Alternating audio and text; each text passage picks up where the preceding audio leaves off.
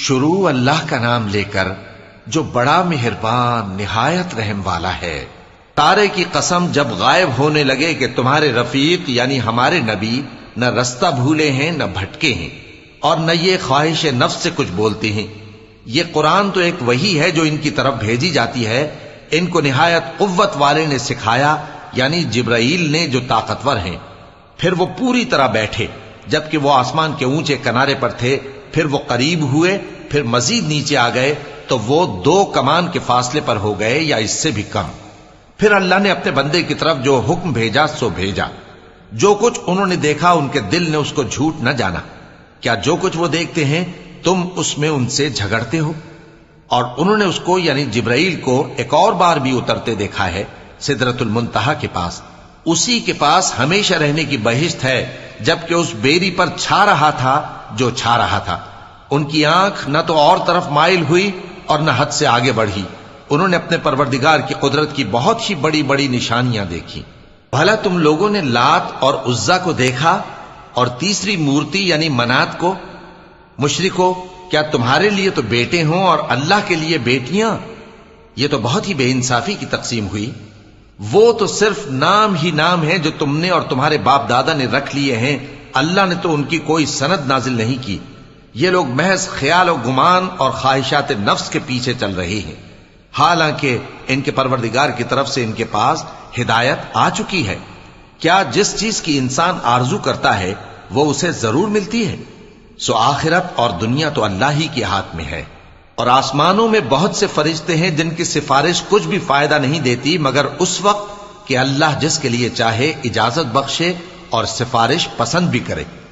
جو لوگ آخرت پر ایمان نہیں لاتے وہ فرشتوں کو لڑکیوں کے نام سے موسوم کرتے ہیں، حالانکہ ان کو اس کی کچھ خبر نہیں۔ وہ صرف خیال و گمان پر چلتے ہیں، جبکہ خیال و گمان حق کے مقابلے میں کچھ کام نہیں آتا۔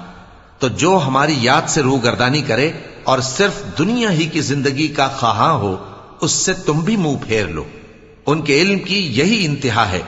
تمہارا پروردگار اس کو بھی خوب جانتا ہے جو اس کے رستے سے بھٹک گیا، اور اس سے بھی خوب واقف ہے جو رستے پر چلا۔ اور جو کچھ آسمانوں میں ہے اور جو کچھ زمین میں ہے سب اللہ ہی کا ہے، اور اس نے خلقت کو اس لیے پیدا کیا ہے کہ جن لوگوں نے برے کام کیے ان کو ان کے اعمال کا بدلہ دے، اور جنہوں نے نیکیاں کی ان کو نیک بدلہ دے۔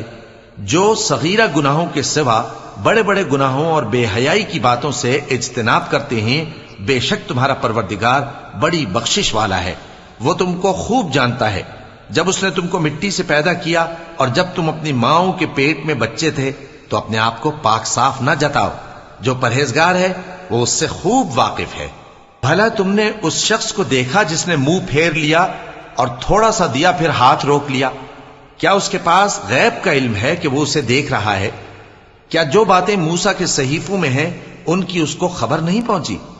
اور ابراہیم کے صحیفوں کی جنہوں نے حق کے طاعت اور رسالت پورا کیا، وہ یہ کہ کوئی شخص دوسرے کے گناہ کا بوجھ نہیں اٹھائے گا، اور یہ کہ انسان کو وہی ملتا ہے جس کے لیے وہ محنت کرتا ہے، اور یہ کہ اس کی محنت کا جائزہ لیا جائے گا، پھر اس کو اس کا پورا پورا بدلہ دیا جائے گا، اور یہ کہ تمہارے پروردگار ہی کے پاس پہنچنا ہے، اور یہ کہ وہ ہنساتا اور رلاتا ہے، اور یہ کہ وہی مارتا اور جلاتا ہے، اور یہ کہ وہی دونوں جوڑے یعنی نر اور مادہ پیدا کرتا ہے یعنی نطفے سے جو رحم میں ڈالا جاتا ہے، اور یہ کہ قیامت کو دوبارہ اٹھانا اسی کا ذمہ ہے، اور یہ کہ وہی دولت مند بناتا اور وہی مفلس کرتا ہے، اور یہ کہ وہی شیرا نامی تارے کا بھی مالک ہے، اور یہ کہ اسی نے عاد اول کو ہلاک کر ڈالا اور سمود کو بھی، غرض کسی کو باقی نہ چھوڑا، اور ان سے پہلے قوم نوح کو بھی۔